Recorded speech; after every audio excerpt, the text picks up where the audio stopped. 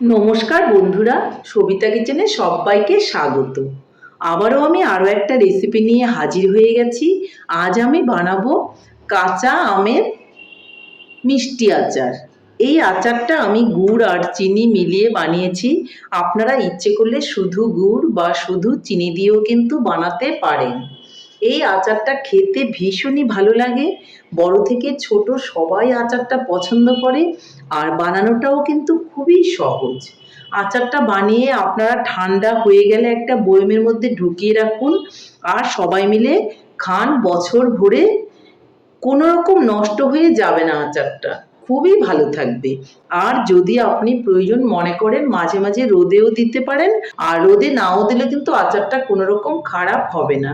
তাহলে আর বেশি দেরি না করে ঝটপট দেখে ফেলুন আমি এই আচারটা কি করে বানালাম।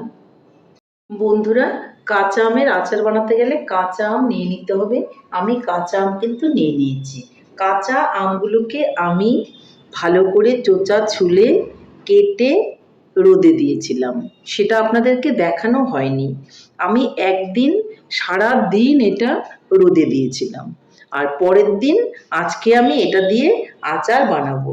দেখুন, একটু একটু শুকিয়েছে, ভালো শুকায়নি। একটা রৌদ্র দিলেই কিন্তু হয়ে যাবে। দ্যাট মিন্স আপনারা সকালে আম কেটে সারা দিন এই আমগুলোকে আপনারা রোদে রেখে দেবেন। আর এখন আমি আচারটা বানাবো পরের দিন। তাহলে আমি প্রথমেই চলে যাচ্ছি উনুনের দিকে। প্রথমেই আমি উনুনে একটা কড়াই বসিয়ে দিয়েছি। তাতে দিয়ে দেব অল্প করে সর্ষের তেল। খুব বেশি দেওয়ার প্রয়োজন নেই। তেলের মধ্যে প্রথমেই আমি দিয়ে দিব দুটো শুকনো লঙ্কা।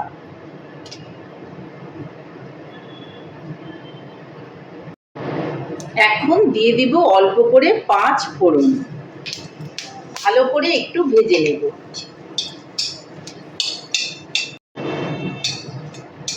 সুন্দর একটা গন্ধ বেরোলে আমি আমগুলোকে দিয়ে দেব।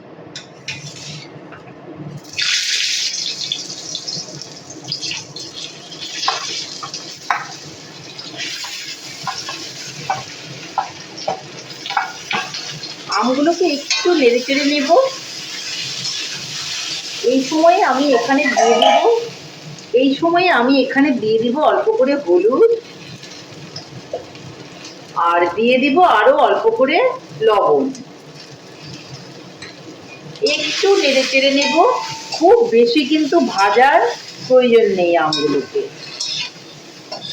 জাস্ট একটু এদিক ওদিক করে খুন্তি দিয়ে নেড়ে নেব। চিনি বা গুড় যেটাই আপনারা দেন সেটা দিয়ে দেবেন। এখন আমি এর মধ্যে চিনি দিয়ে দেব।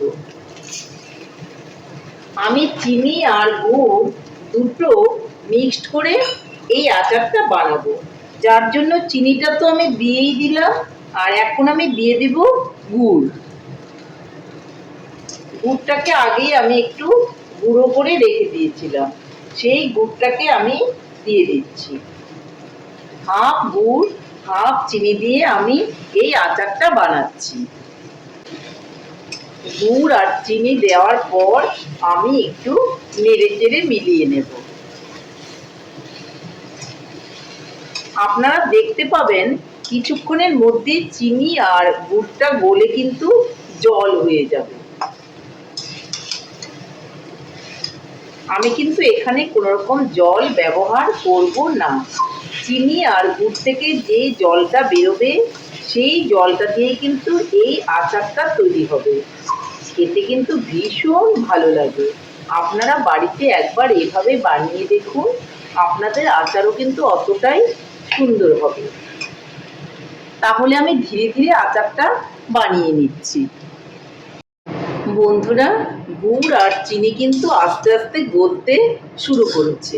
দেখুন কালারটাও কত সুন্দর হয়ে যাচ্ছে।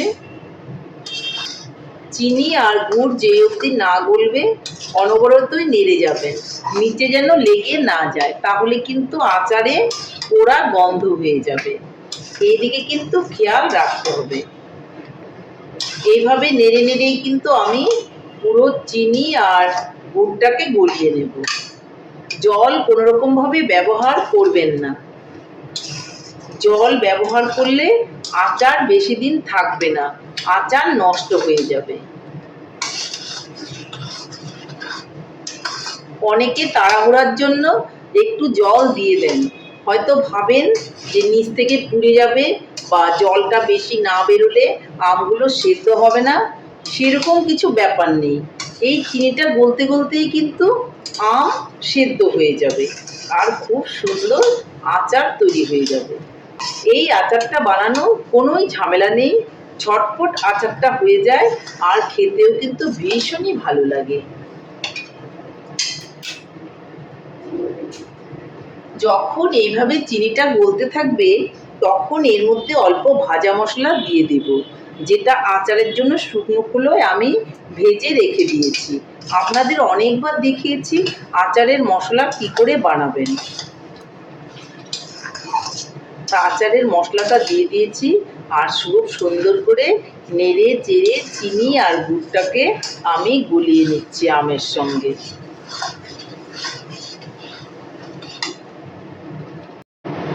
গুড়টা যখন এইভাবে গলতে থাকবে, দেখুন একটু বুদবুদে হচ্ছে, সেই সময় কিন্তু আমি লেবুর রস দিয়ে দিব।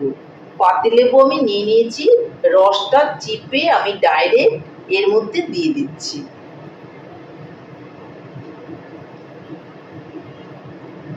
দুটো টুকরো আমি দিয়েছি লেবুর রসের, দিয়ে এইভাবে নেড়ে চেড়ে দেবো। তাহলে কিন্তু গুড়টা আর দলা পাকিয়ে যাবে না, আঠা আঠা চিটের মতো লেগে যাবে না। দেখুন এইভাবে করে কিন্তু আমাকে আচারটা বানিয়ে নিতে হবে। বন্ধুরা, আচার কিন্তু ফাইনালি রেডি হয়ে গেছে। এখন আমি একটু গুঁড়ো মশলা দিয়ে দিব, ভাজা গুঁড়ো মশলা, যেটা আচারের জন্য বানিয়েছিলাম।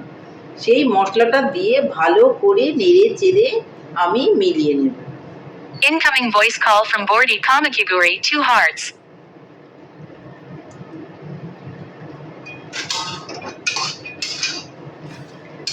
দেখুন আমার আচার কিন্তু ফাইনালি রেডি। এর মধ্যে এখন আমি উনুনটা অফ করার আগে একটু সর্ষে তেল দিয়ে দিব। কাঁচা সর্ষে তেলই কিন্তু আমি দিব আচারটার মধ্যে, এই জন্য আচারটা খুবই ভালো থাকবে। আমি কোনো রকম ভিনিগার এর মধ্যে ব্যবহার করব না। এই তেলটা দেওয়ার জন্যই আচারটা আমার বহুদিন খুব ভালো থাকবে, কোনো রকম নষ্ট হয়ে যাবে না। তাহলে আচার ফাইনালি রেডি। আমি আচারটাকে এখন নামিয়ে নেব, উনানটাকে অফ করে দিচ্ছি, তারপরে নামিয়ে আমি আপনাদেরকে দেখাচ্ছি। ফাইনালি আমার আচার কমপ্লিট। বন্ধুরা, আচারটা কত সুন্দর হয়েছে দেখুন, দেখতেও যতটা সুন্দর হয়েছে খেতেও কিন্তু ততটাই ভালো হয়েছে। তাহলে বন্ধুরা, আমার রেসিপিটা কেমন হয়েছে? আমার রেসিপিটা যদি আপনাদের ভালো লাগে তাহলে লাইক, শেয়ার, কমেন্ট করতে ভুলবেন না। আর আপনি যদি আমার চ্যানেলের নতুন বন্ধু হয়ে থাকেন তাহলে চ্যানেলটা সাবস্ক্রাইব করার অনুরোধ রইল। পাশে থাকা বেল আইকনটি প্রেস করে রাখুন আমার নিত্য নতুন রেসিপির আপডেট পেতে। তাহলে আর দেরি কেন, ঝটপট বাড়িতে বানিয়ে ফেলুন এভাবে আমের আচার গুড় চিনি দিয়ে, আর সবাই মিলে খান, খেয়ে বলুন কেমন হয়েছে। নমস্কার, ভালো থাকবেন, সুস্থ থাকবেন, আবার দেখা হবে আরও একটি রেসিপির সঙ্গে।